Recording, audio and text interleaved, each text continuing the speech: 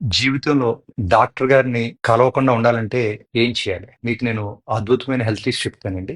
మొదటిది, రోజు త్వరగా పడుకోండి, త్వరగా లేవండి.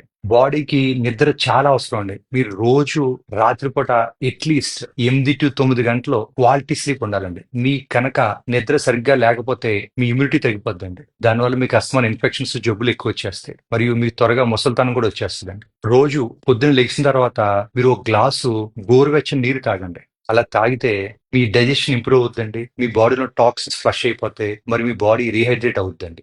రోజు అట్లీస్ట్ 10 నిమిషాల పాటు మెడిటేషన్ చేయాలండి. ఇలా చేస్తే మీ స్ట్రెస్ హార్మోన్స్ తగ్గిపోతాయి. మీ బీపీ స్టెబిలైజ్ అవుతుందండి. మరియు మీకు ఫోకస్, ఇమ్యూనిటీ బాగా పెరుగుద్దండి. మీరు తిన్న తర్వాత అట్లీస్ట్ ఒక 10 నిమిషాలు నడవండి. అలా నడిస్తే మీకు బ్లడ్ షుగర్ స్పైక్స్ ఉండవండి. మరియు డైజెషన్ ఇంప్రూవ్ అవుతుంది. మీరు అన్ని రంగురంగులు కూరగాయలు తినాలండి. రంగురంగుల ఫ్రూట్స్ తినాలి. బ్రౌన్ రైస్ తినాలి. వైట్ రైస్ తినకూడదండి. నట్స్ మంచి, సీడ్స్ మంచి, ఏ గింజలైనా మంచియేనండి. ఇవన్నీ తింటేనండి మీకు ఇన్ఫ్లమేషన్ రాకుండా మరియు క్యాన్సర్ రాకుండా ఉంటుందండి. వీటిలో చాలా ఫైబర్ కూడా ఉంటుందండి. మీరు పప్పులు, చేపలు, గుడ్లు, మొలకలు, నట్స్ ఎక్కువ తినండి.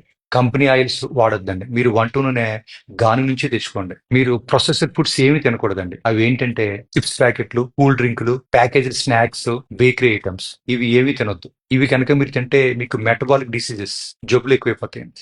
రాత్రి భోజనం అండి 7 లోపు అవగొట్టేయండి. సో దానివల్ల అండి మీరు మళ్ళీ టిఫిన్ మార్నింగ్ 9 తింటారు. సో అట్లీస్ట్ మీకు రోజుకి ఒక 14 గంటలు ఫాస్టింగ్ స్టేజ్ లో ఉంటారండి. అంటే ఉపవాసం స్టేజ్ లో ఉంటారు.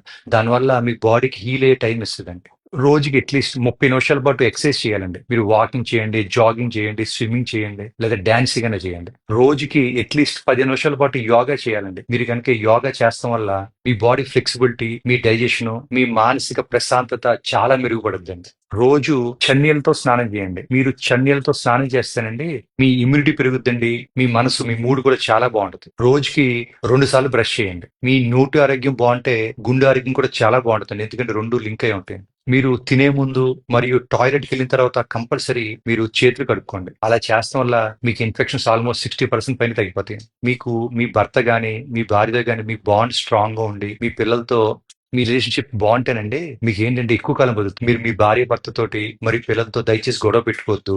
మీరు strong bond, strong relationship maintain చేస్తే ఎక్కువ కాలం బతుకుతారు. జబ్బులు కూడా తక్కువ వస్తాయండి. ఎందుకంటే మనిషికి ఎమోషనల్ సపోర్ట్ చాలా అవసరం అండి. రోజు నవ్వుతానే ఉండాలండి. మీరు కనుక నవ్వుతే మీకు స్ట్రెస్ తగ్గిపోద్దండి. మీ గుండె ఆరోగ్యం బాగుపడుద్ది. ఇమ్యూనిటీ కూడా పెరుగుతుంది. మీరు ఫోన్ చూస్తూ తగ్గిస్తే మీ కళ్ళ ఆరోగ్యం బాగుపడుద్ది. మానసిక ఆరోగ్యం బాగుపడుద్ది. మీ పోస్చర్ బాగుంటుంది. మీ ప్రొడక్టివిటీ కూడా పెరుగుతుంది. స్మోకింగ్ మానేయండి. ఆల్కహాల్ మానేయండి. షుగర్ మంచిది కాదు. కూల్ డ్రింకులు, ప్యాక్డ్ జ్యూస్, స్వీట్స్ ఇవన్నీ మంచిది కాదండి. దయచేసి తినకండి. ఉప్పు తక్కువ తినాలి.